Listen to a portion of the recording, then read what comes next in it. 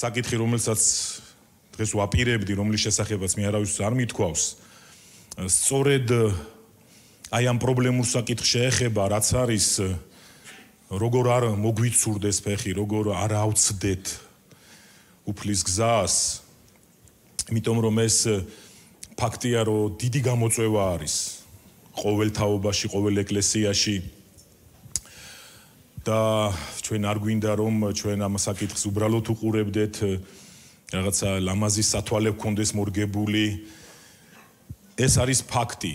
ჩვენ ახლა ასაფსე ვილაპარაკეთ და შეიძლება ცოტა მოიცა კაცო ასეთ ადამიანებს, ასეთ გმირებს აქვთ ასეთი გამოწვევები? ღმერთს მადლობა, რომ უფალი ჩვენ არ გვიმალავს. უფალმა ცხადი გახადა ჩვენთვის ყველაფერი.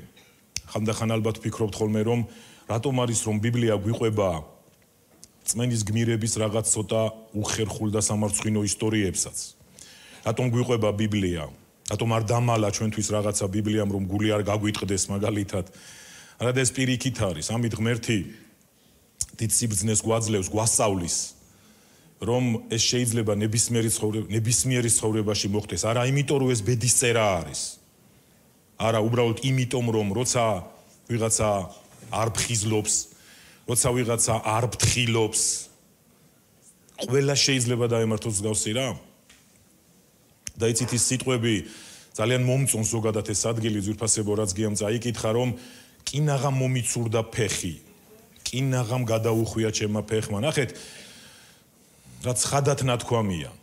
ის არ ამბობს აი ცოტა ისა რაღაცა ცოტა დავიბენი, ის ამბობს რომ ფეხის მოცურებასთან ვიყავი ახლოს. კურსის ცვლილებასთან ვიყავი ახლოს. მეგობრებო, არ მინდა ეხა სკეპტიკურად გამოჩნდეს, მაგრამ ვშიშობ რომ აი ამ ერთი კვირის განმავლობაში შეიძლება ვიღაცებს უკვე ფეხი მოუცურდათ. შესაძლებელია წინა თვეს, ვინც უფლის გზაზე დადიოდა, აი ამ ერთი კონკრეტული ეკლესიიდან დღეს აღარ დადიოდეს უფლის გზაზე. ჩვენ იმედს ვიტოვებთ, რომ ეს დროებითი ფეხის მოცურება იყოს, მაგრამ სავსეა ეკლესია ამ მაგალითებით. მე გუშინ ერთი ახალგაზრდა მოვიკითხი აქ ეკლესიაში და მითხრეს, რომ აღარ არის ეკლესიაში, მე არ ვიცოდ. ხვდებით, რასაც ვამბობ, გესმით? ეს ვინმეს დაშინების მცდელობა არ არის. ამას ხშირად ვამბობ ხოლმე ასე, ჩვენ არ ვცდილობთ ვიღაცები დავაშინოთ, ჩვენ არ ვცდილობთ ვიღაცებს რაღაცა მივასაღოთ, მეგობრებო, ჩვენ ვცდილობთ სიმართლე ვილაპარაკოთ და ეკლესია ის ადგილია, სადაც ყველაზე მეტი სიმართლე უნდა ჟღერდეს. ეკლესია ის ადგილია, სადაც ყოველგვარი ნიღბების მოხსნაზე უნდა ვიყოთ ჩვენ მომართულნი და ორიენტირებულნი. მე პირადად მეც ვფიქრობ ამას ჩემ თავზე. მე ვფრთხილობ და ვფხიზლობ რომ ფეხი არ მომიცურდეს. და იცით, გეტყვით რომ უფრო ღრმა საზომით ვუდგები ამას, ასე არ ვფიქრობ რომ აგერ ეკლესიაში ხომ ვარ, მსახური ვარ, არა, მე ვშიშობ რომ ჩემ გზას არ დავადგე. იმიტომ რომ ხშირად უკიდურესობებს როცა ვხატავთ ხოლმე ადამიანები ასე ზომავენ, ისეც არაფერს არ ვაფუჭებ ეხლა მე, აი რაღაც საშინელი ცოდვა არ ჩამიდენია და ვფიქრობ რომ ყველაფერი კარგად არის, მაგრამ ესაიას 53 თავში ესაიამ ცოდვით დაცემის საშინელება ორი სიტყვით ასე შეაფასა და თქვა დავიბენით ყველანი ცხოვრებივითო და ყველანი საკუთარ გზას დავადექითო. გახსოვთ ეს ადგილი? ასე შეაფასა ესაია წინასწარმეტყველმა ცოდვით დაცემის ეს საშინელება. მან თქვა რომ ყველანი დავადექით საკუთარ გზებს და ნამდვილად არ მინდა საკუთარ გზაზე ვიარო. და იცით მეგობრებო, ჩვენი დაკვირვება ისტორიულიც მათ შორის და მე ვიძახი იქ სადაც არ გვიცხოვრია, მაგრამ ვიცით ისტორიები. ბოლო-ბოლო ჩვენ წმინდა წერილის დიდებული ისტორიები გაგვაჩნია და ეს ჩვენი დაკვირვება აქედან მოდის, ასევე გვაქვს თანამედროვე ჩვენს მეხსიერებაში, ჩვენს პრაქტიკაში დაკვირვება, რომ ხშირად ადამიანები იმიტომ არ თავენ თავის ცხოვრებაში განგაშის ზარებს, რომ განურჩეველნი არიან თავის გზას ადგანან თუ ღვთის გზას ადგანან. ეს არ არის ძალიან მარტივი საკითხი, რომ გაარჩიო ადამიანმა შენი გზით დადიხარ თუ ღვთის გზით დადიხარ. და ამიტომ ხშირად არ ვთავრთ ხოლმე განგაშის ზარებს ხშირ შემთხვევაში. აი ამაზე მინდა დღეს ვილაპარაკო. მინდა ვილაპარაკო როგორ მივყვეთ უფალს ბოლომდე ძვირფასებ. როგორ მივყვეთ უფალს მაშინაც კი როცა ყველაფერი აირევა. როცა მივყვეთ უფალს მაშინაც კი როცა ჩვენი მოლოდინების მიხედვით ყველაფერი არ იქნება. აბა როგორ ფიქრობთ? რატომ უცურდებათ ხალხს ფეხი? რატომ უცურდებოდა ასაბს ფეხი? იმიტომ რომ მისი მოლოდინების მიხედვით ვერ დაინახა რაღაცა. ადამიანებს რაღაცა ლოგიკა გვაქვს ყველაფერში. და ხშირ შემთხვევაში ძვირფასებო ხელს გვიწყობს რა თქმა უნდა ის რაღაც ტენდენციები, რომელიც გარს გვაკრავს, ის რაღაც კულტურა, რომელიც ეკლესიაში აღწევს და ხანდახან ცვლის ბიბლიურ კულტურას ეკლესიაში. უფრო გასაგები რომ ვიყო, იცით, თანამედროვე ეკლესიებში ალბათ უფრო ხშირად ისმის ასეთი რაღაცა, რომ აი, სწორად უნდა ამ საკითხს გაგება, რომ ჩემი უფალი ყველაფერს მოაგვარებს. მე ვიცი რომ ყველაფერი კარგად იქნება. და ხშირად მეგობრებო, აი თუნდაც აი მე არაერთხელ მithქვავს სხვადასხვა ადგილას, რომ როცა ვიღაცა გვინდა მოვიწვიო თუნდაც ეკლესიაში და ვხედავთ რომ ადამიანებს რაღაცა პრობლემები აქვთ, არ ვიცი ალბათ ყოველთვის აზრი მოგვდის და ენაზე გვადგება ეს სიტყვა, რომ თუ უფალთან მოხვალ ყველაფერი კარგად იქნება. და ტყუილს არ ვამბობთ ამ შემთხვევაში. ჩვენ რა თქმა უნდა იმედი გვაქვს რომ თუ ადამიანი უფალთან მოვა, უფალი ამ ადამიანების მდგომარეობას გამოასწორებს. მაგრამ როცა ეს მოლოდინი მხოლოდ ასე ყალიბდება, რომ აი მაპატიეთ ამ გამოთქმაზე, შეიძლება არც იყოს ისეთი თლათ კონტექსტის გამოთქმა, მაგრამ ხანდახან უფალი თითქოს რაღაცა ბოთლიდან გამოშვებული ჯინი არის, რომ ყოველგვარი სურვილები უნდა შეასრულოს და სხვანაირად გაგებაც არ გვინდა. არა და ბიბლია ლაპარაკობს ჩვენ ამ ადგილებს დღეს წაგიკითხავთ, რა საშიშია როცა საკუთარ სურვილებს მიუყვებით. რა საშიშია როცა საკუთარი სურვილების დაკმაყოფილებით ვართ აღძრული მხოლოდ და განურჩეველნი ვართ როგორც გითხარით რომ ყველა ეს სურვილი რომ შესრულდეს კარგი არ იქნებოდა ჩვენთვის, მაგრამ ჩვენ ასე გვგონია ხშირ შემთხვევაში რომ ჩვენი სურვილები თუ არ შესრულდება, მაშინ განვიხიბლებით. მაშინ როგორ გითხრათ, აი თითქოს იმედგაცრუებულნი ვრჩებით.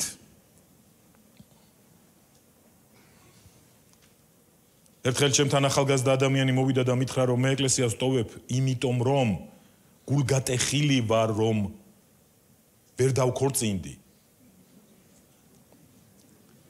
არა, მე მაგალითად არ ვიღიმები უკვე ამაზე, იმიტომ რომ ვცდილობდი რომ მეთქვა რომ მაგრად დადექი.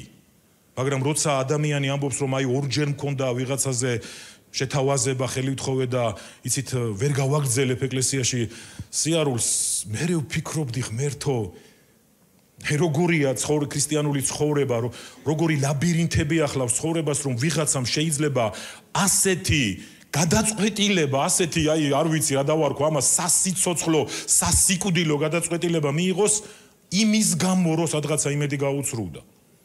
და ვინმე ფიქრობთ რომ არასოდეს არ დადგები ასეთი ფაქტის წინაშე რომ იმედგაცრუებამ შემოგიტიოს.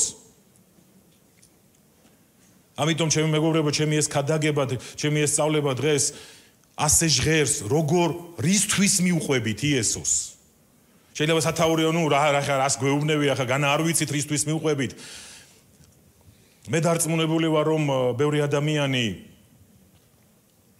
შეიძლება მოწყენილი წავიდეს აქედან. იმიტომ რომ არა პირველად, მაგრამ რეალობა შეეჯახება საკუთარი მოტივებისა.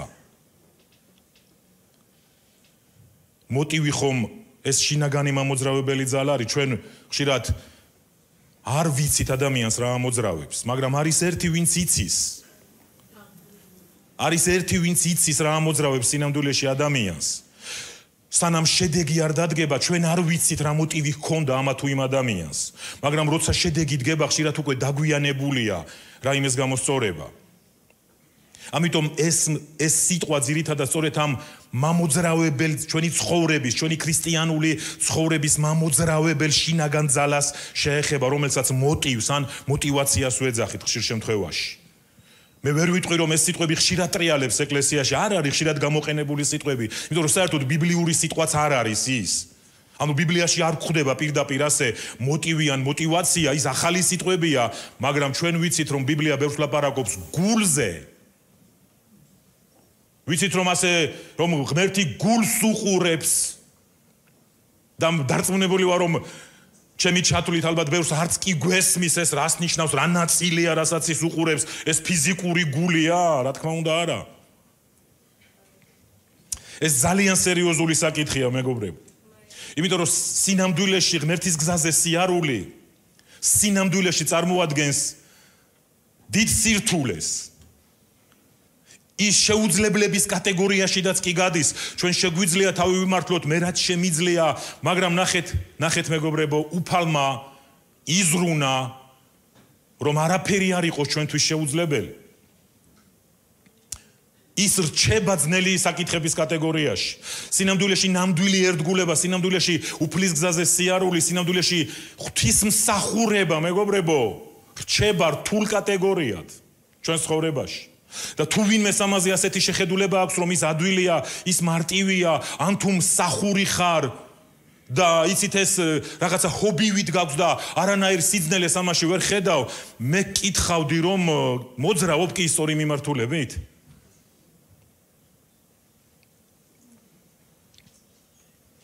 გახსოვთ უფალი ესო ამბობდა, რომ შედით ვიწრო გზით.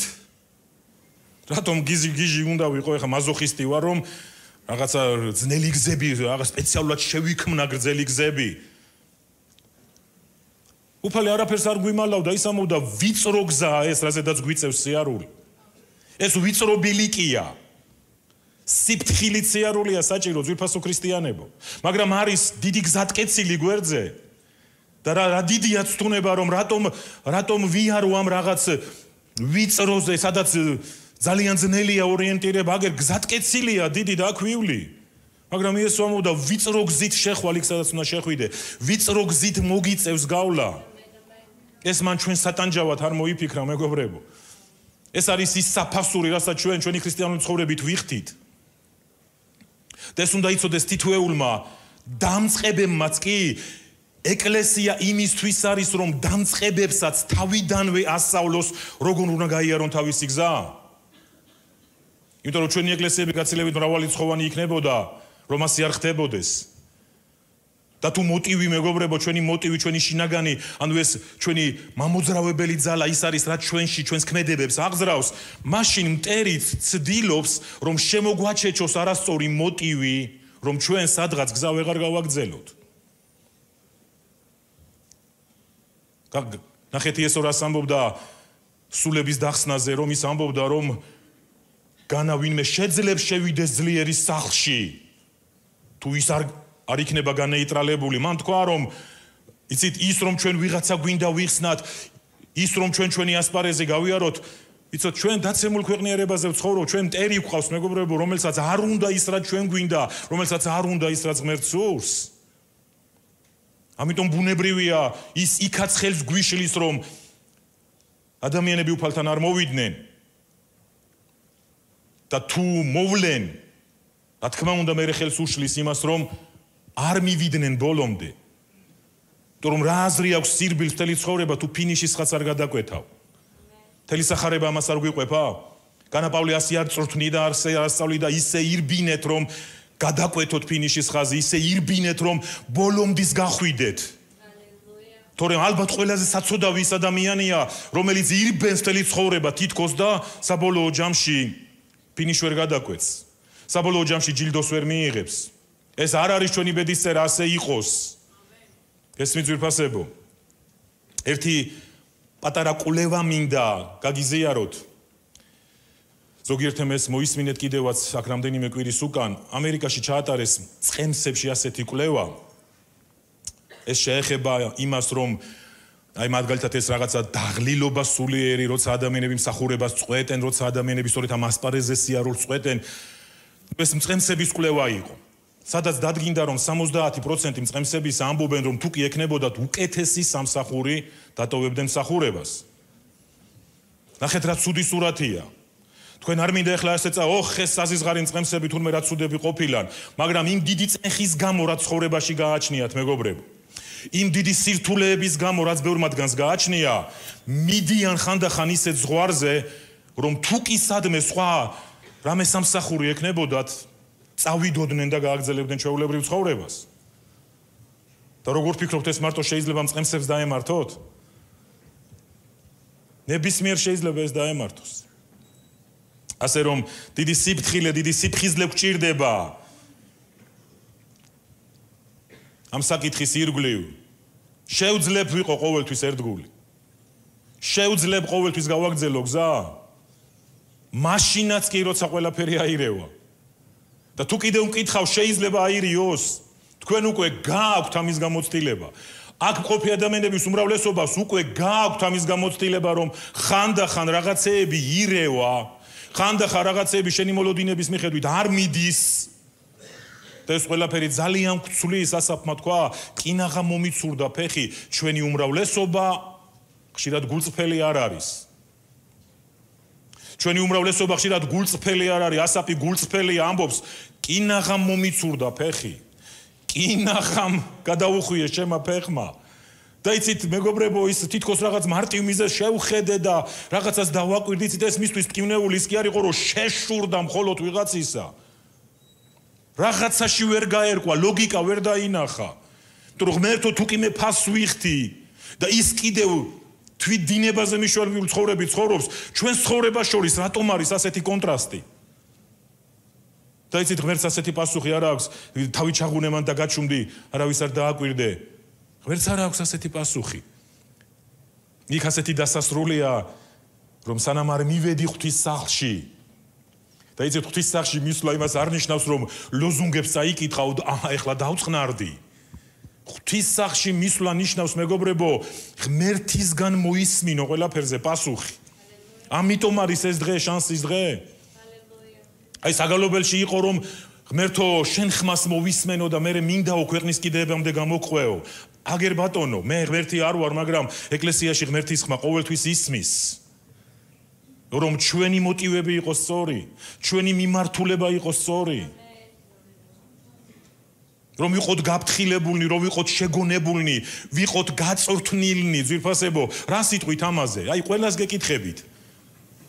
არის ადგილი ეკლესია შენთვის, სადაც წვრთნას იღებ? ვიცი რომ ბევრი იტყვის ამინს და სწორიც იქნება. არის ეკლესია ის ადგილი, სადაც იწვრთნები? არა, ეკლესია მოიცა ახლა წვრთნა რა შუაშია. ეკლესია ის ადგილია, სადაც უნდა იწვრთნებოდე. ეკლესია ის ადგილია, სადაც უნდა გწვრთნიდნენ, მეგობრებო. არის ოჯახი ის ადგილი, სადაც შვილები იწვრთნებიან. ოიცი, მე სხვა ტიპის მშობელი ვარ, მე სხვა ფილოსოფია მაქვს. თუ შვილს არ გაწვრთნი, ყველაზე ბოროტად ექცევი საკუთარ შვილს. არის ის ადგილი ეკლესია შენთვის, არის სახლის ჯგუფი, უჯრედი, სადაც შეიძლება იწვრთნებოდე? თუ უბრალოდ მსმენის რეჟიმში ხარ მუდმივად, წვრთნა სხვა პასუხისმგებლობა არის.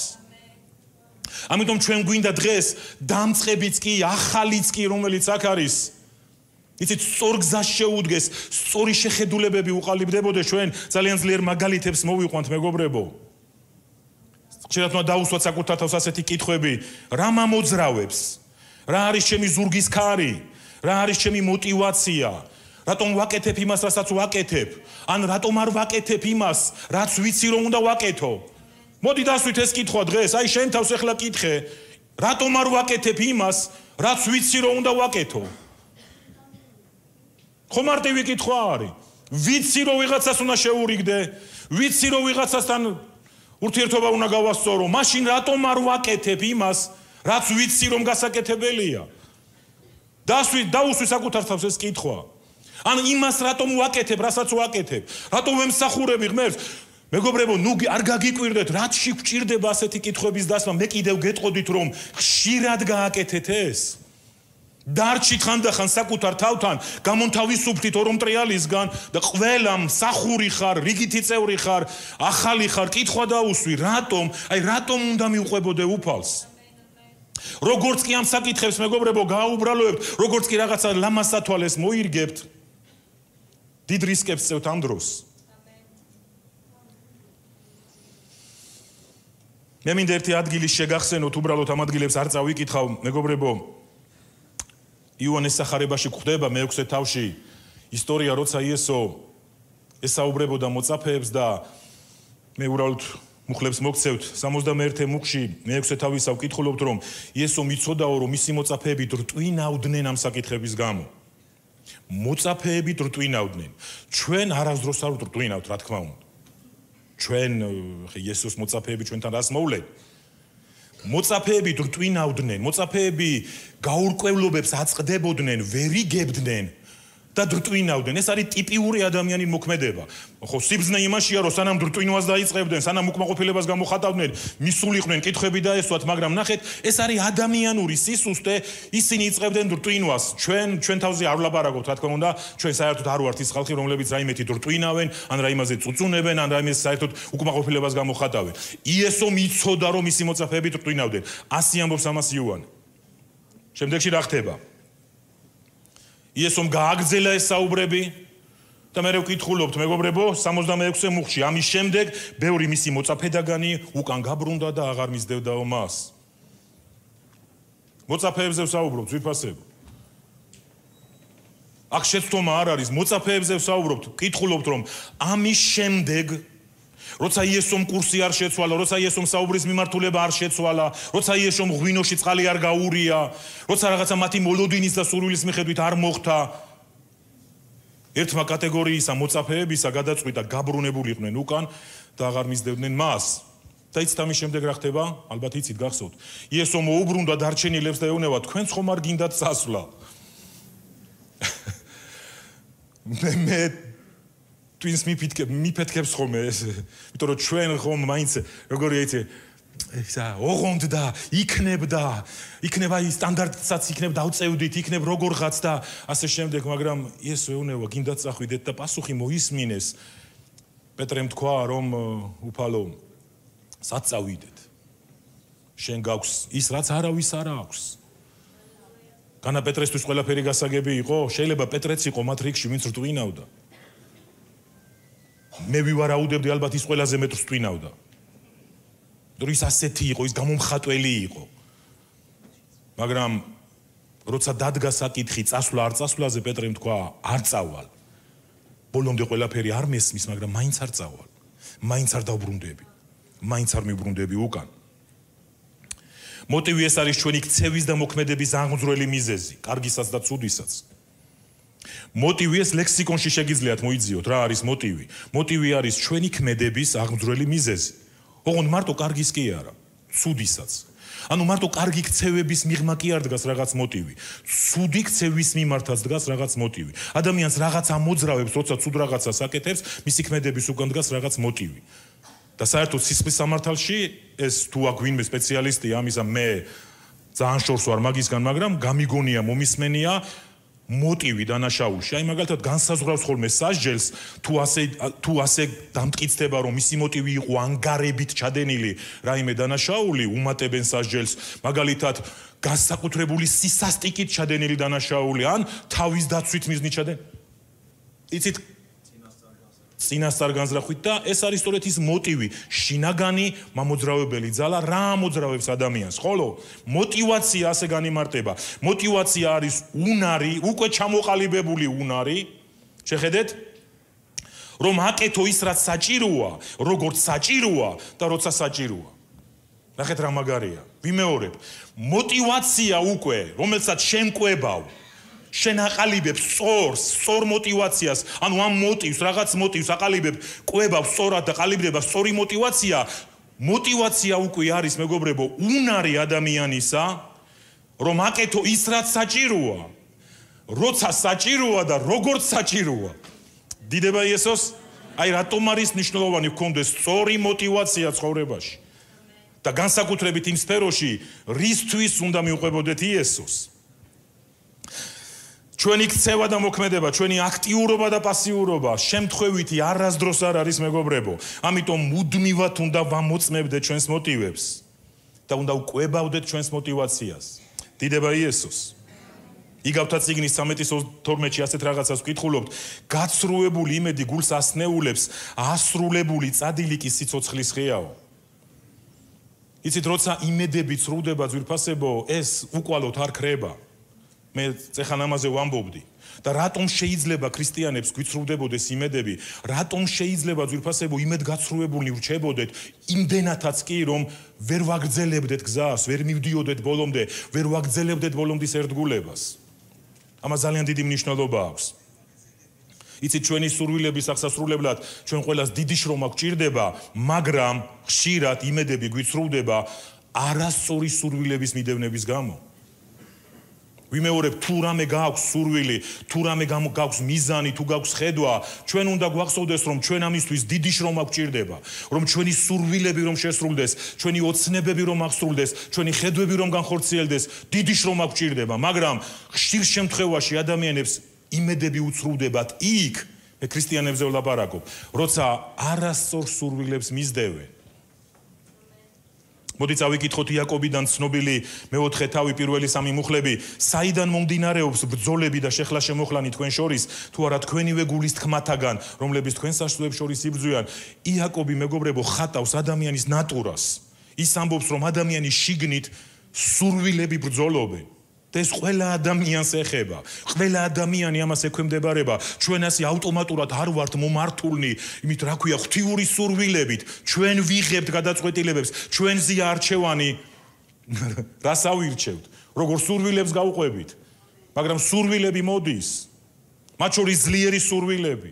ჩვენ ეპიცენტრი ვართ ამ სურვილების, ეს უნდა იცოდეთ. და იაკობი ამას ხატავს, რომ საიდან მოდის ეს ბრძოლები, საიდან მოდის ჩვენში რაღაც ბრძოლები, შეხლა-შემოხლა, ჩვენ შიგნით ეს შეხლა-შემოხლა სხვასთან ჩხუბი არ არის, ჩვენ შინაგანში მიმდინარე ბრძოლა არის და ის ამბობს თქვენშივე მომქმედი ძლიერი სურვილებისგანო. ის რომ რაღაცა გვინდება, ყოველთვის ჩვენი ბრალი არ არის, მეგობრებო, ბუნებრივი იცით, რომ მომშივდება და იცით, მშიერი რომ ვარ, შესაძლებელია ვიღაცამ დანაშაულიც კი ჩაიდინოს ამ დროს. გწადიათ და არ გაგაჩნიათ, კლავთ და გშურთ, მაგრამ ვერ აღწევთ საწადელს, იბრძვით და ომობთ, მაგრამ არ გეძლევათ, რადგან არ ითხოვთ. და იცით, ხანდახან აქ ვჩერდებით ხოლმე, შენ უნდა ითხოვო. და ეს ნახევარი სიმართლეა. იცით, როცა მქადაგებელი დადგება და მე რომ თქვა, იცით, შენ ალბათ არ ითხოვ და იმიტომ არ გაქვს, მაგრამ აღარ დავეხმარე ადამიანს, უთხრა, როგორი ლოცვით ლოცულობდეს, სწორი რა არის მის წინაშე, იმიტომ რომ თუ ადამიანი არასწორ საკითხებზე ლოცვას აგრძელებს, როგორ ექნება სიკეთე? თუ ადამიანები მუდმივად თავის სურვილებს მისდევს, როგორ ასწავლი? კარგი უთხარი, უნდა ითხოვო, მაგრამ გააგრძელა ეხლა თხოვნა, არასწორი სურვილების მიდევნება, მარხვასაც აგრძელებს, მაგრამ რა იქნება შედეგი? იმედგაცრუება მხოლოდ და მხოლოდ. ამიტომ გჭირდება, ეს არის სწორედ ის წვრთნა, ძვირფასებო, ეს არის წვრთნის ის ნაწილი, რომ ისწავლო რა არის სწორი სურვილი და არასწორი სურვილი. და გადადო ყოველგვარი არასწორი სურვილი გვერდზე. ამოიღო შენი პრიორიტეტების ნუსხიდან, არა, მე მინდა რომ ასე მოხდეს. იცით, ჩემ პრაქტიკაში რამდენ ადამიანთან მქონია მსგავსი პოლემიკა კი არა, ბრძოლა. რამდენი დაჯერებული შეიძლება ამოვდეს, მე სული წმინდამ ასე მითხრა, მე ღმერთმა ასე მითხრა. ჩვენ არ გვაქვს რაღაცა სხვა საშუალება, რამე ტესტერები ძვირფასებო, მივადოთ ადამიანს და იქ მივხვდეთ სული წმინდა უთხრა თუ არ უთხრა. ჩვენ ერთადერთი რაც გაგვაჩნია და სასწაულია ის რაც გაგვაჩნია, არის ლოგოსი, ღვთისდაწერილი სიტყვა. და იქედან შეგვიძლია მხოლოდ გამსაჯოთ ეს სურვილი სწორია თუ არა, მისი მიდევნება სწორია თუ არა. და ბოლო მუხლში ის ამბობს აქ კონტექსტში, მესამე მუხლი, ითხოვთ და ვერ იღებთ, რადგან ბოროტი განზრახვით ითხოვთ, რომ თქვენი გულის თქმისთვის გაფლანგოთო და ერთ-ერთი ქართული თარგმანი ამბობს, რომ თქვენი სურვილები დაიკმაყოფილოთო. და ნახეთ ადამიანი იბძვის, ნახეთ რა სიტყვებია გამოყენებული. კლავთ, გშურთ, ომობთ, იბძვით, შეხლა-შემოხლაში ხარ, მაინც ვერ იღებ. მერე თხოვნაც კი დაიწყე, მაგრამ მაინც იმედგაცრუებული დარჩი, იმიტომ რომ შენი სურვილების მიმდევარი ხარ. ესაია 46:10 დასაწყისიდანვე ვაცხადებ დასასრულს და უძველესი დროიდან იმას, რაც ჯერ არ მომხდარა, ვამბობ, ჩემი განზრახვა აღსრულდება და ყოველ ჩემს სურვილს აღვასრულებ. როგორ მიყვარს ეს, აი გუშინაც კი წავიკითხე აქ. ნახეთ ესაია რას ამბობს, ღმერთი ამბობს. მე დასასრულიდან, ანუ დასაწყისიდან დასასრულს ვხედავ. ჩემი განზრახვები სრულდება, ის ამბობს. და ყოველ ჩემს სურვილს აღვასრულებ და შეიძლება ვიღაცამ თქვას, მე რაში მეხმარება. ახლა გეტყვი რაშიდაც გეხმარება. ფილიპელთა 2:5-ში ვკითხულობთ. ის ზრახვანი იქონიეთ თქვენში, რაც ქრისტე იესოშია. აი რაში მეხმარება, რომ თუ ღმერთის განზრახვები, რომ ღმერთი ამბობს, მე ჩემს განზრახვებს უპრობლემოდ ვასრულებ. ჩემი სურვილები სრულდება, მისი სურვილები და განზრახვები ჩვენგან განზოგადებული არ არის. მე არ ვიცი თქვენ რა გინდათ, მაგრამ მე ეს მინდა. ღმერთი ამბობს და მე კი ავასრულებ ჩემსას და თქვენ რაც გინდათ ის კენით. არა ნახეთ. პავლემ ფილიპელებს მიწერა, იესოში რა განზრახვაც არის, ის იქონიეთ თქვენში. და მაშინ ჩვენ იმედგაცრუებული არასდროს არ ვივით, მეგობრებო. მაშინ ჩვენი განზრახვები შესრულდება. მაშინ ჩვენი სურვილები სისრულეში მოვა. მაგრამ გულისხმეტა მაინც დარჩება, მე რომ სხვანაირად მინდა, მე რომ ეს მინდა, მოდი ენდე ღმერთს. იმაშიდაც კი ენდე, რომ შენი საკუთარი თავისთვის რაც გინდა, მას უკეთესი უნდა შენთვის.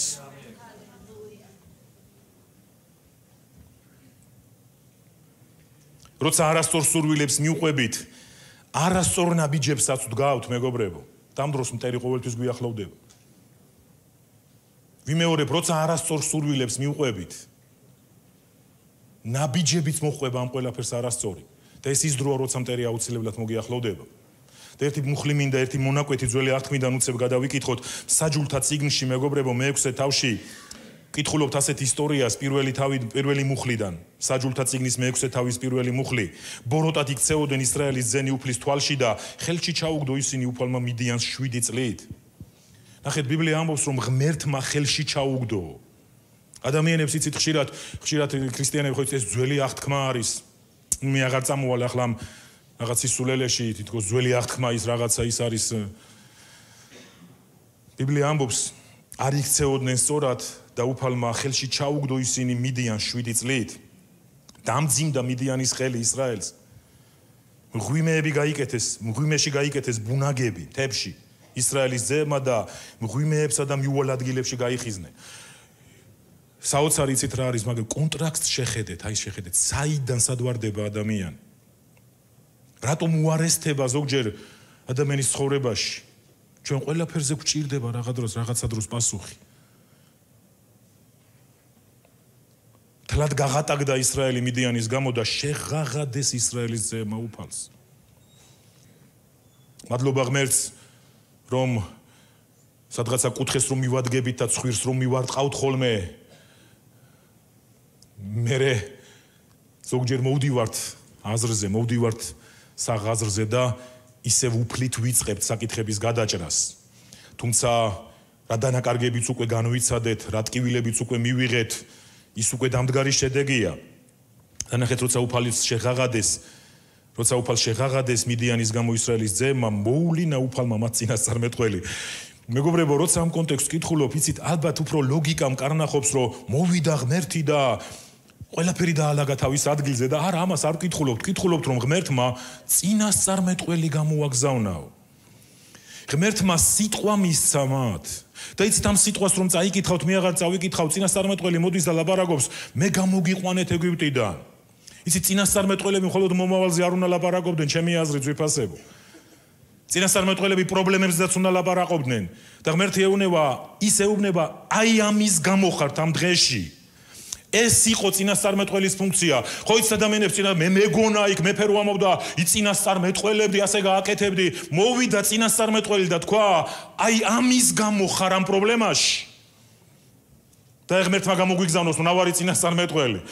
და ღმერთმა მოგწეს მრავალი წინასწარმეტყველური სიტყვა, რომელიც მხოლოდ ჩვენს მომავალს კი არ შეეხება, რომელიც მეგობრებო თვალს აგვიხელს იმაზე, რატომ აღმოჩნდით იმ სიტუაციაში, რაშიდაც აღმოჩნდით, რომ მალე მოვძებნოთ მისგან გამოსავალი. ღმერთი გვიგზავნის სიტყვას, ღმერთი გვიგზავნის ადამიანებს, რომლებსაც შეუძლია დაგვარიგონ, რჩევები მოგცენ, რომ თანხმობაში მოვიდეთ უფლის ზრახვებთან და სურვილებთან. ზოგიერთებს ეს რაღაცა ვერტიკალი შენება გონიათ ეკლესიაში, ზოგიერთებს ეს რაღაცა დამოკიდებულებისკენ ბიძგება გონიათ, როცა ვეუნებით მიდით მსახურებთან, მიდით ლიდერებთან, ანგარიშვალდებულება აიღეთ. ბევრს ეს ისევ ასე გონია ძვირფასებო, მაგრამ ბიბლია ამბობს, რომ ღმერთი გვიგზავნის ასეთ ადამიანებს ჩვენ ცხოვრებაში.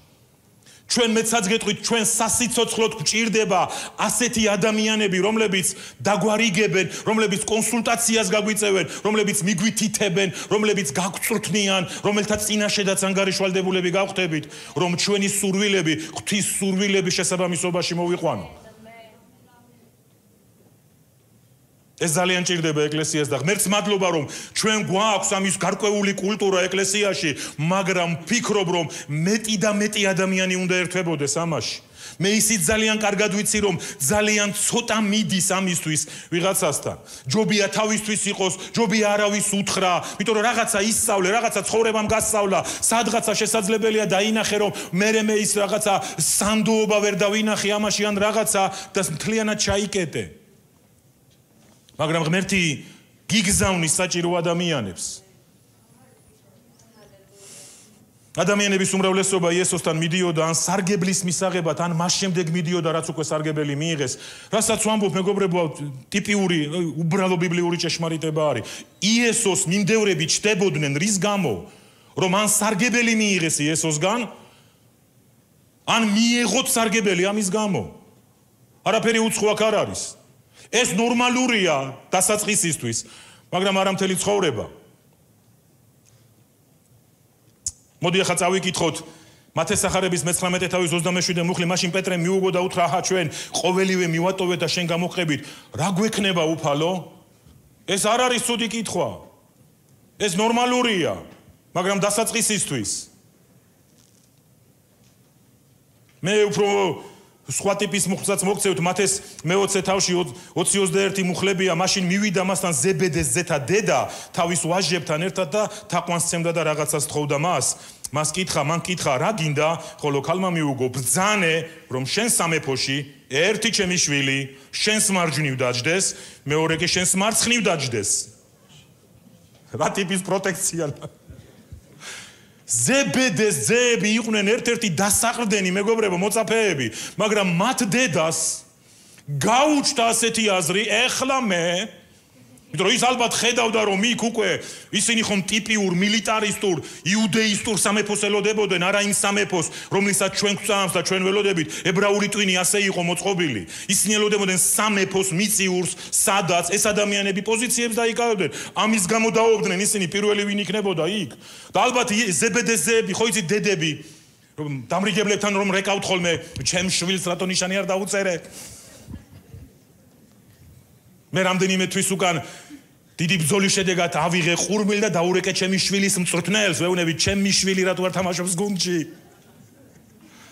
სადღაც ეს ნორმალურია. კი, თუ დასაცავი არიან, დავიცავთ, თუ დახმარება ჭირდება, დავეხმარებით, მაგრამ ზებედეს ძეების დედა მოვიდა და ეუბნება, რომ შენ უნდა ბრძანო, თხოვნაც კი არ არის ამ ტექსტში, თხოვნაც არ ჩანს, ის ეუბნება, შენ უნდა ბრძანო, რომ ჩემი ერთი შვილი შენს მარჯვნივ იყოს, სხვები არ მაინტერესებს. არ არის ეს სარგებლის ძებნა ძვირფასებო? და როგორ ფიქრობთ, იქნებოდა ყოველთვის სწორი მოტივი? ყველა დედა რომ ისულიყო ამდენი ადგილი სად იქნებოდა? 12-ვეს დედა რომ იქ მისულიყო? მაგრამ დასაწყისისთვის ეს ნორმალურია. ადამიანისთვის, რომელიც, მოდი ასე ვთქვათ, შვილია, ნორმალურია და საოცარი ის არის, რომ იესო არც ერთ ადამიანს უკან არ აბრუნებდა. როცა ვიღაცებს აჭმევდა სასწაულებრივად და მერე საყვედურობდა, რომ თქვენ იმის გამო კი არ მეძებთ, რომ ღვთიურ სასწაულს სააცდით, უბრალოდ უფასო სადილი ნახეთ და ეხლა გადმომყევით მდინარის მეორე მხარეს, რომ კიდევ მიიღოთ ერთი უფასო სადილი. ეს ადამიანები მიყვებოდნენ რის გამო? სარგებელის გამო. ეს იყო მოტივი. და როგორც კი ისი აღარ მოხდებოდა, ადამიანები ტოვებდნენ. როგორც კი იმას ვერ მიიღებდნენ, ამოლდინებიც ჰქონდათ. გესმით ძვირფასებო, რატო ვლაპარაკობთ, როგორ უნდა მიუყვებოდეთ?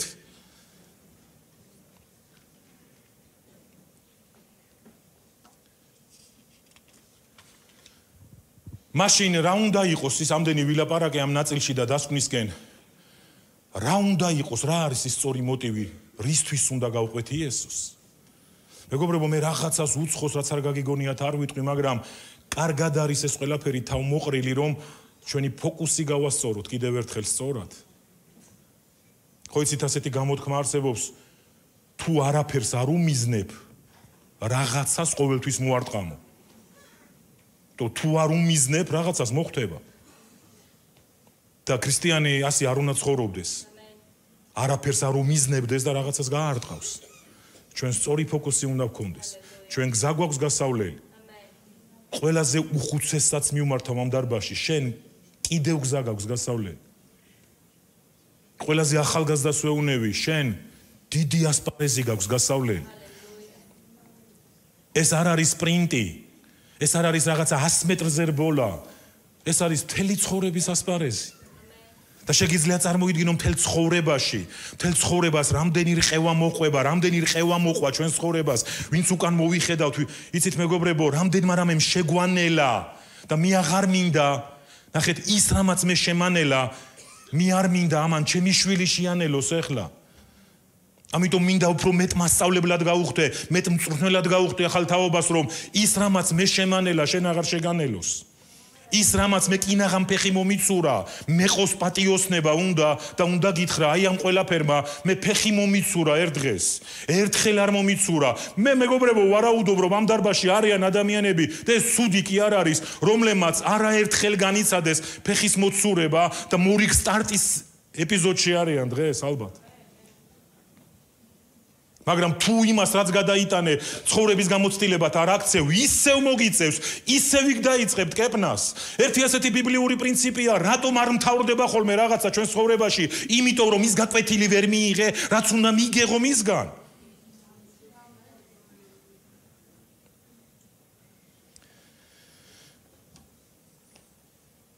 სამი ნაბიჯი, აი სამი სწორი мотиваცია, მოდი ასე ვთქვათ.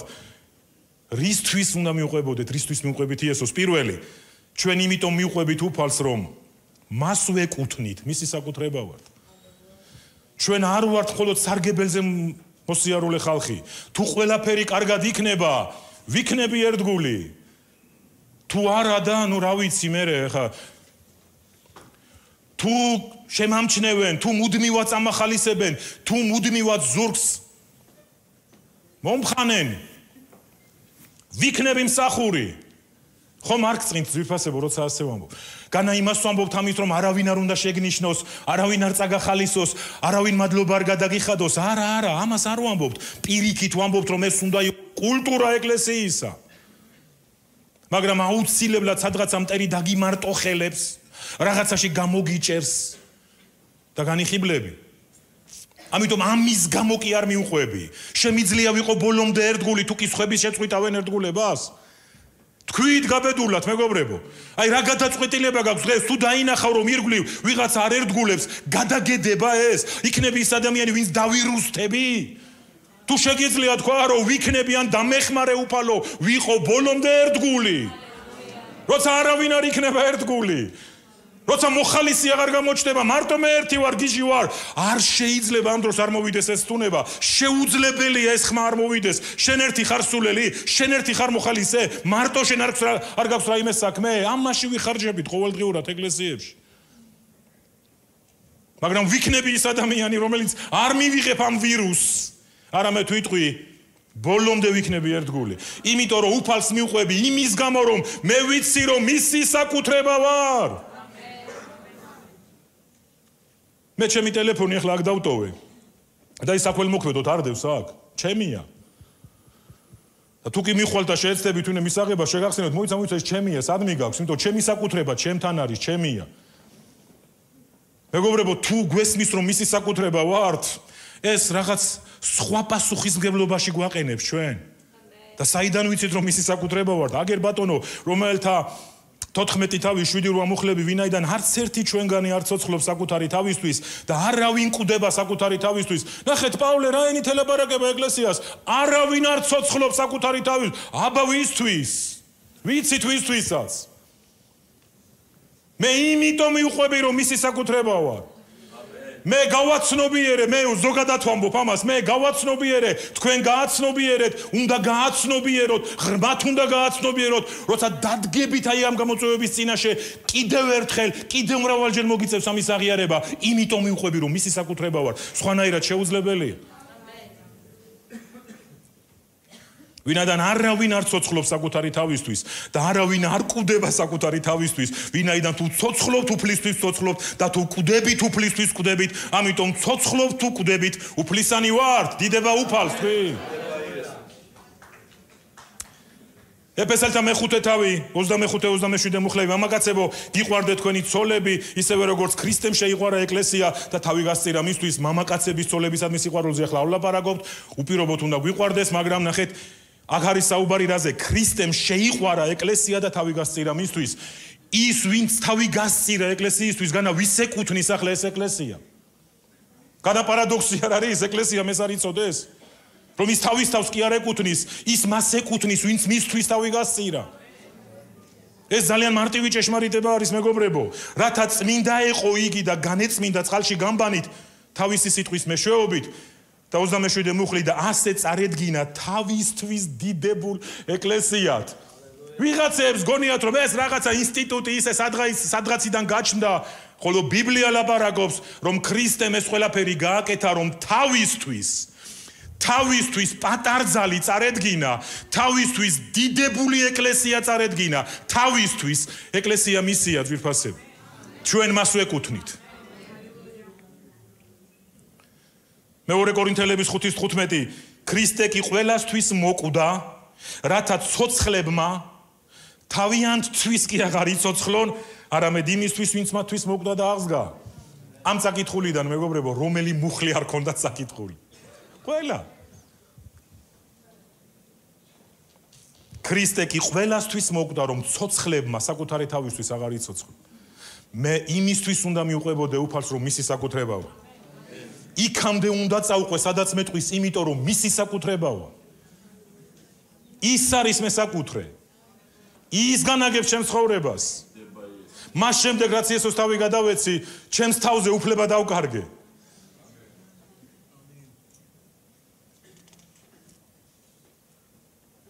ტიტეს 2:14 ვინც თავი დასდო ჩვენთვის რათა გამოვესყიდეთ ყოველგვარი ურჯულუებისგან და თავისთვის განეწმინდა რჩეული ხალხი კეთილსაქმეებს მოწყურებული ჩვენო მე რჩეული ვარ თუ ჩვენ რჩეულნი ვართ მისთვის ვართ ამორჩეული მისგან ვართ ამორჩეული იმიტომ რომ წერია რომ მან თავისთვის გაწმინდა რჩეული ხალხი ეს არის პირველი რისთვის მივყვები უფალს რომ მე მისი საკუთრება ვარ მეორე ჩვენ იმიტომ მივყვებით უფალს რომ გვიყვარს ის აქ დავაკორექტირებდით თქვენის ნებართვით ჩვენ იმიტომ მივყვებით რომ უნდა გვიყვარდეს ის ხანდახან გვეშინია ხანდახან მეშინია ვთქვა რომ მიყვარხარ უფალო უპირობოდ მიყვარხარ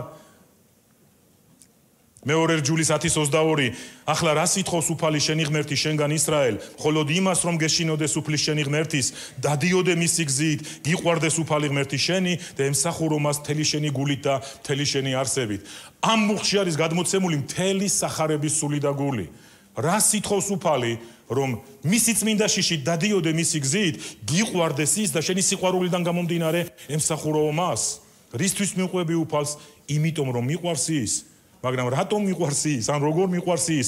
1 იოანეს 4:19 ჩვენ გვიყვარს იმიტომ რომ პირველად მან შეგვიყვარა. მოდი ვასწავლოთ კიდევ ერთხელ ეს ერთმანეთს, ვასწავლოთ ეს დამწყებებს ძვირფასებო.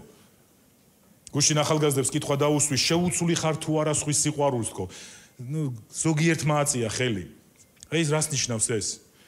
თუ ქონიათ მომენტი ახლაც არიან აქ ახალგაზრდები ძალიან ბევრი, მაგრამ ცოტა საშუალო ხნისებმაც გაიხსენეთ, ვისაც ჯერ კიდევ შემოგრჩათ მოგონებები სასიყვარულო ურთიერთობებიდან. აი მაგალითად მამაკაცი ხარ, ბიჭი ხარ და ძალიან უყვარხარ გოგოს. მე ასე გეტყოდით, ცოტა ნამუსთან უნდა გქონდეს პრობლემა, რომ ამ დიდმა სიყვარულმა, რომელთაც მას უყვარხარ, შენ არ შეგცვალოს. მიხვდით? სხვისი სიყვარული ადამიანს უნდა ცვლიდეს. აი მაგალითად ბავშვებს რომელსაც სიყვარული არ უგრძნიათ სადღაცა როცა ბავშვები ამ სიყვარულს იგრძნობენ შემდეგში ვიღაცისგან ისინი იცვლებიან ხალხო Თორე სიყვარულს ეს ძალა გააჩნია. სიყვარული ცვლის. და იცით იოანეს წერილში ეს მუხლი მართლა ბომბია, ნახეთ, იოანემ თქვა, ჩვენგან არ წამოსულა მისი სიყვარული, ვერ წამოვიდოდა ჩვენგან მისი სიყვარული, ღმერთი რომელიც არ გვინახავს. მაგრამ ჩვენ ვიცით მისი სიყვარული უკვე ჩვენდამი, ჩვენ გამოვცადეთ მისი სიყვარული, ჩვენ ვირწმუნეთ, მეცაც გეტყვით, მისი ჩვენდამი სიყვარული, ამიტომ ჩვენი გულით ნელ-ნელა აღიძვრება მისადმი სიყვარულით, მეგობრებო. აი ამიტომ მიუყვები უფალს. იმიტომ რომ ვიცი რომ შემიყვარა და ვიცი რომ მეც გამიჩნდა მის მიმართ სიმპათია, მეც მაქვს მისადმი უკვე სიმპათია, სიყვარული და ამიტომ მიუყვები. ვინც მიყვარს, მიუყვები.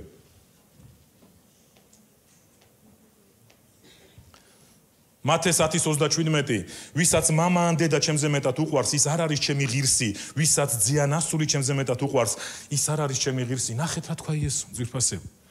ეკლესიებში ხშირად ფიგურირებს ღმერთის სიყვარულია, ბიბლიის სიყვარულის მოწმობა.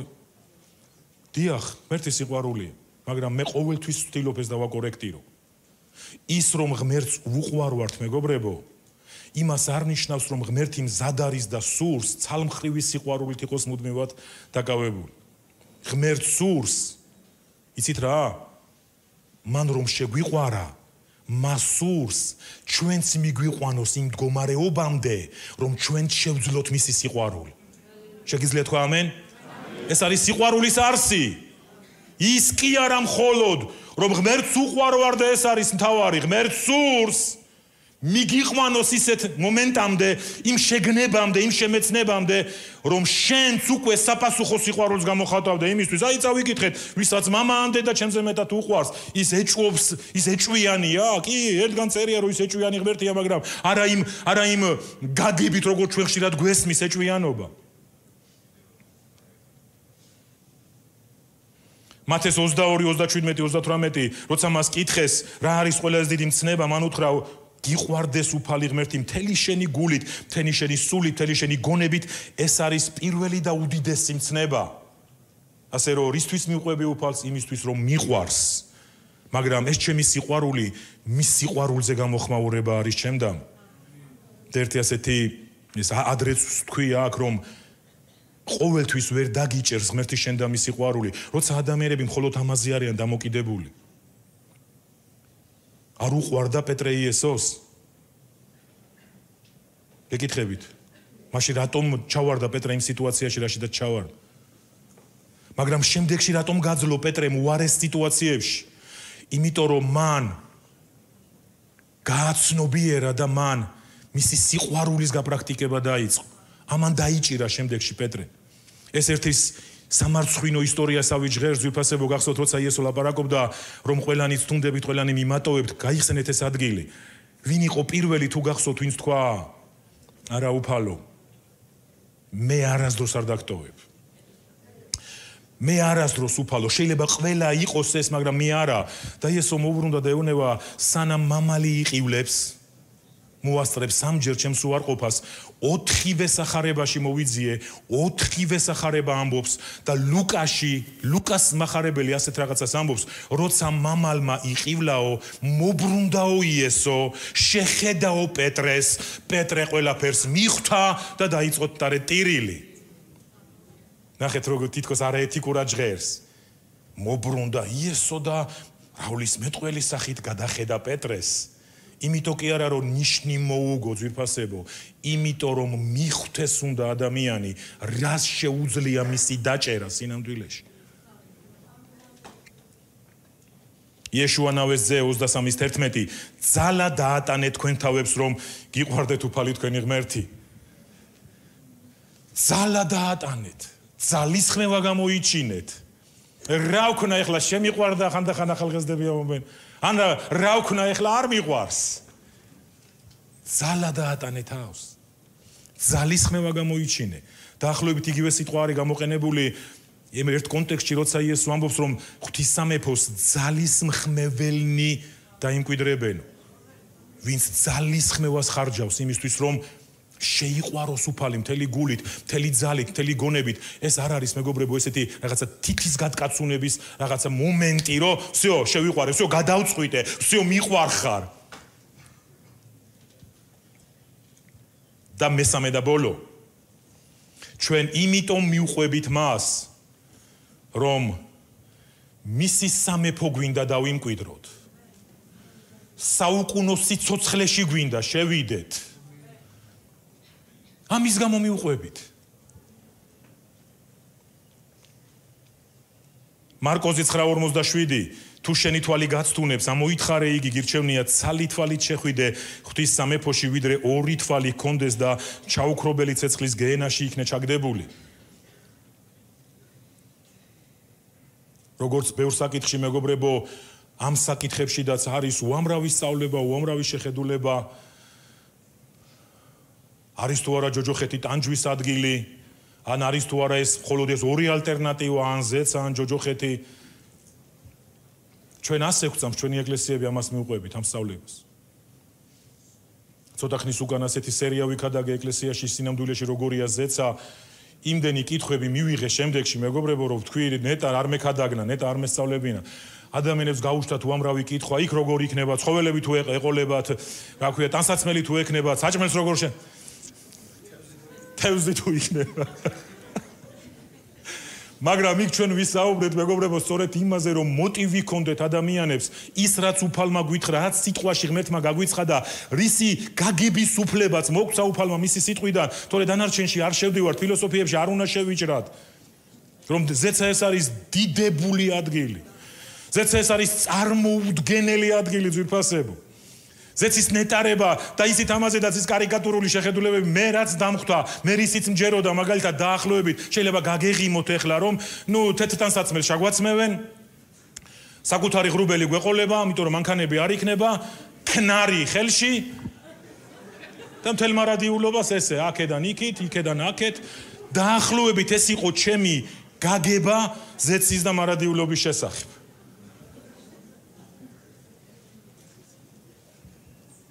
ეხლა რომ მკითხოთ, აბა რას გავაკეთებთ ყველაფერი, შეიძლება ცოტა დავამატო, მაგრამ არა ამჟერად. ვერ გეტყვით რომ ჩვენ ყველაფერი ვიცით, იმიტომ რომ ბიბლია რასაც არ ამბობს, არ გვინდა რომ ის თქვა და ის ვილაპარაკოთ, მაგრამ რასაც ბიბლია ამბობს, არის ის, რომ მხოლოდ ორი ალტერნატივა არის მარადიულობაში. ნახეთ რა თქვა იესომ, ჯობია თვალი ამოითხარო არაბუკვალური გაგებით, რა თქმა უნდა, ეს არ დაგეხმარება. ყველაფერიც რომ ჯირკივით რომ გახდე, ეს არ დაგეხმარება. მაგრამ მან თქვა, სიცოცხლეში შესვლა ყველაფერზე წინ დააყენე. თვალზე წინ დააყენე, ხელზე წინ დააყენე. იმიტომ რომ თუ სიცოცხლეში არ შევა ადამიანი, მაშინ ცეცხლის გეენაში იქნებაო ჩაგდებული. ჩვენ არ გვცხვენია, ჩვენ ტუჩები არ გვიკანკალებს, როცა ამ ჭეშმარიტებაზე ვქადაგებთ. ამიტომ უნდა გაყვე იესოს, რომ სიცოცხლეში შეხვიდეთ, მეგობრებო, საუკუნო სიცოცხლეში შეხვიდეთ. არა უბრალოდ რაღაცა მერკანტილურისთვის და იგივე მერკანტილურისთვის მერე შეგეძლოს, არ მინდა კაცო დამანებეთ თავი, ისევ წავალ ქვეყნიერებაზე. მაგრამ გახსოვდეს რას კარგავ, უნდა იცოდე რას კარგავ, სიცოცხლე საუკუნო, რომელსაც სხვა ვერავინ ვერ მოგცევს. თუ არა იესოს მიმდევრობა, იესოს მიყოლა, იესოს მოწაფეობა. კოლოსელთა 1:13, რადგან მან გვიხსნა სიბნელის ხელმწიფებისგან და შეგვიყვანა თავის საყვარელი ძის სამეფოში. მან გვიხსნა ძვირფასებო. ყველანი ვინც აქ ვართ, ვისაც იესო ქრისტე ცხოვრებაში გყავთ როგორც უფალი, ის კი არ გიხსნით, გეუბნებით უკვე შემდგარ ფაქტზე, მან უკვე გიხსნა სიბნელის ხელმწიფებისგან. ჩვენ უკვე მის სამეფოში ვართ, მაგრამ ეს ყველაფერი ბოლომდე უნდა მივიყვანოთ, ხვდებით? ჩვენ უნდა დავრჩეთ მის სამეფოში, ჩვენ უნდა ვიშრომოთ მისი სამეფოს განსაცობად, როგორც წემსიგია ამბობდა. საქემოციკულთა 14:22 ამხნევებდნენ და შეაგონებდნენ მოწაფეებს, რომ მტკიცედ მდგარიყვნენ რწმენაში, ეუბნებოდნენ მრავალი ჭირის მეშვეობით უნდა შევიდეთო ღვთის სამეფოში. ნახეთ მოციქულური შრომა როგორ იყო, ისინი ამხნევებდნენ, ისინი ამტკიცებდნენ, ისინი შეაგონებდნენ და ორიენტირებულს ხდიდნენ, სამეფოში უნდა შეხვიდე. სამეფო უნდა დაიმკვიდრო. არა რაღაცა დროებით კარგად იქნები, ოჯახში მშვიდობა გექნება, ეს ყველაფერი ძვირფასებო, კურთხევა ჩვენი სწორი ნაბიჯების შედეგია. განა ჩვენ არ გვაქვს საშუალება მივიღოთ, ცნების დაცვის შედეგია. ყოველი კურთხევა, განა ბიბლია ამას არ გვეუბნება, გაიხსენეთ ჯერ კიდევ მეორე რჯულში, როცა ღმერთი ეუბნებოდა, რა არის კურთხევა, როგორ იყო კურთხეული ან როგორ იყო წყევლაში, მან თქვა, თუ შენი ღმერთის გზით ივლი, შენ მაშინ კურთხეული იქნები. ეს ჩვენი ცხოვრების ნაყოფია, ჩვენი სწორი ცხოვრების ნაყოფი იქნება ყოველთვის ვიფასებო. ებრაელთა 12:28 ამიტომ ჩვენ ვინც შეუძრავ სამეფოს ვღებულობთ. ნახეთ როგორ ამთავრებდა ებრაელთა წერილის ავტორი თავის წერილს, თავის ძლიერ შეგონებას, ბევრ პრობლემებზე საუბარს, ბევრ საყვედურებს ამ კონკრეტული საკრებულოსადმი, მაგრამ როგორ ამთავრებს, ნახეთ ის რას ეუბნება. ამიტომ ჩვენ ვინც შეუძრავ სამეფოს. იცით რა არის შეუძრავი სამეფო ძვირფასები? რომელიც არასდროს არ შეიძვრება. უმემახსენდება დანიელის მეორე თავში ნაბუქოდონოსორის ხილვა. როცა ის დიდ კერპს ხედავს, ამას იქ მიუყავართ, რო იცოდეთ.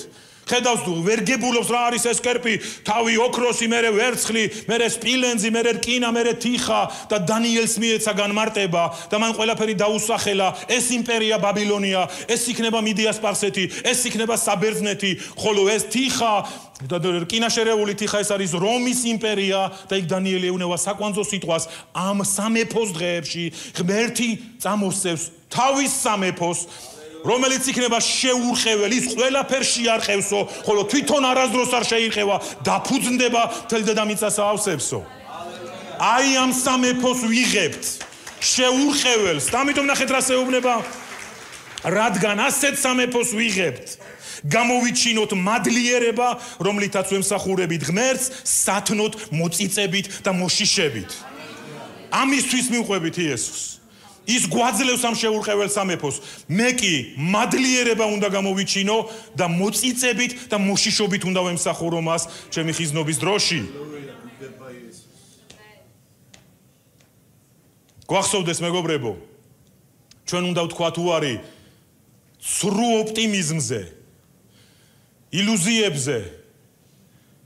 რა თქმა უნდა არსებობს ის ბილიკი, რომელზედაც თქვი მე ვამთავრებ. ვიწრო ბილიკი, ფართე გზა, ყველა გზა მიდის ღმერთისკენ. ჩვენ რა კონფესიურ იმას კი არ ვაკეთებ დამოკიდებულებას. მაგრამ ყველა გზა არ არის ღმერთის გზა, მეგობრებო. მე მეცაც გეტყვით, ერთი გზა არის ღმერთის გზა. არ არსებობს ბევრი ჭეშმარიტება, ერთი ჭეშმარიტება ვიცით. ეს არის იესო ქრისტე, იმიტომ რომ მან თქვა, მე ვარ ჭეშმარიტება. ერთი გზა არსებობს და არა ასი, მე ვარ გზა, მან თქვა. დიდება უფალს აი რისთვის უნდა მივყვებოდეთ იესოს. იმისთვის რომ მას ვეკუთვნით, იმისთვის რომ გვიყვარს და იმისთვის რომ მისი სამეფო დავიმკვიდროთ. დიდება უფალს. მეგობრებო, სახურების ბოლოს ყოველთვის ვაკეთებთ ხოლმე მსგავს მოწოდებას და მეც მინდა ეს მოწოდება გუნდი უკვე მოვიდეს. ეს მოწოდება გავაკეთოთ რომ მეც ახლა ვთქვი არაფერია იმაზე კარგი, როცა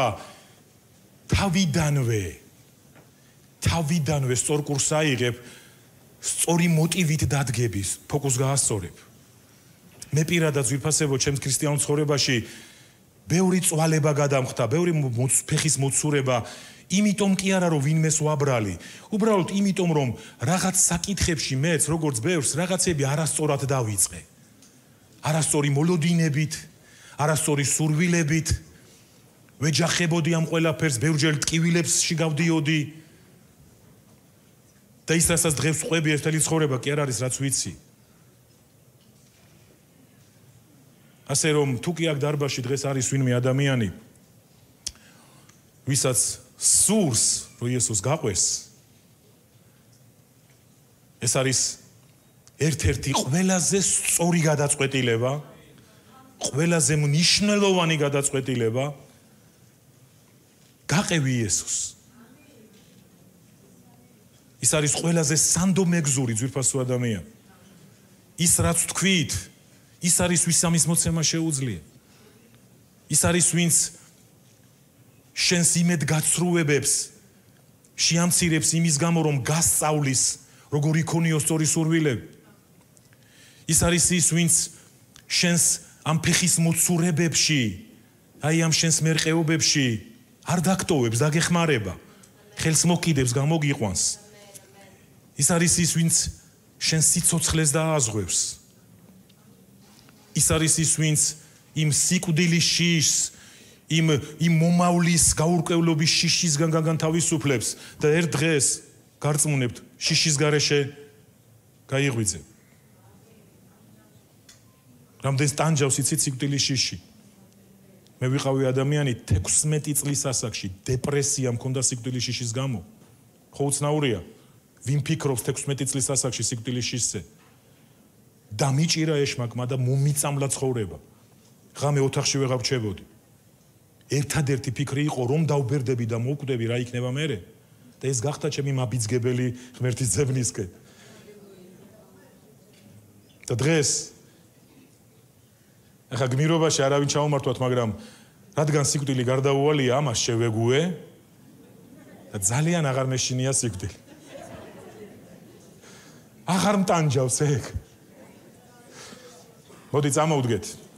და თუ კი ვინმე ასეთია ძვირფასებო, მობრძანდით წინ, თქვენთვის ვილოცებთ, რომ თქვენი ცხოვრება იესოს გადასცეთ და გაყვეთ იესოს დღის შემდეგ. ჰალელუია. მადლობა შენ უფალო. შენი დიდებული სიტყვისთვის. მადლობა უფალო. შენი ძვირფასი აღთქმებისთვის. მადლობა უფალო იმისთვის, რომ აგვირჩიე. შენ საკუთრებად გვაქციე. და ნება დაგვრთე უფალო, ვიყოთ შენი შვილები, შენი ერი, შენი რჩეულები, შენი ეკლესია, შენი საპატარძლო. მადლობა ამ პატივისთვის. მადლობა უფალო შემეცნებისთვის, რომელიც მოგვეცი. შენი საიდუმლოს გამოცხადებისთვის ღმერთო მადლობას გიხდით. მთელი შენი ხალხი იმისთვის, რაც გვაქვს, იმისთვის, რაც მოგვეცი და რაც უნდა მოგცე. დაგვეხმარე რომ გამოგყვეთ უფალო ბოლომდე. მოგვეცი ძალა გამოგყვეთ ბოლომდე. ვიყოთ ერთგული ბოლომდე, გადავიხადოთ ფასი ბოლომდე. გამოგყვეთ იმისთვის, რომ შენ გეკუთვნით, გამოგყვეთ იმისთვის, რომ გვიყვარხარ და გამოგყვეთ იმისთვის, რომ შენი სამეფო დავიმკვიდროთ საბოლოოდ უფალო.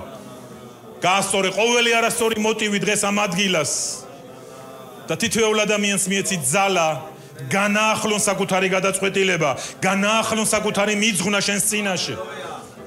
ჰალელუია, მიიღე ქება, პატივი, დიდება იესოს სახელით და ყველამ თქვას ამენ. ამენ. დიდება იესოს.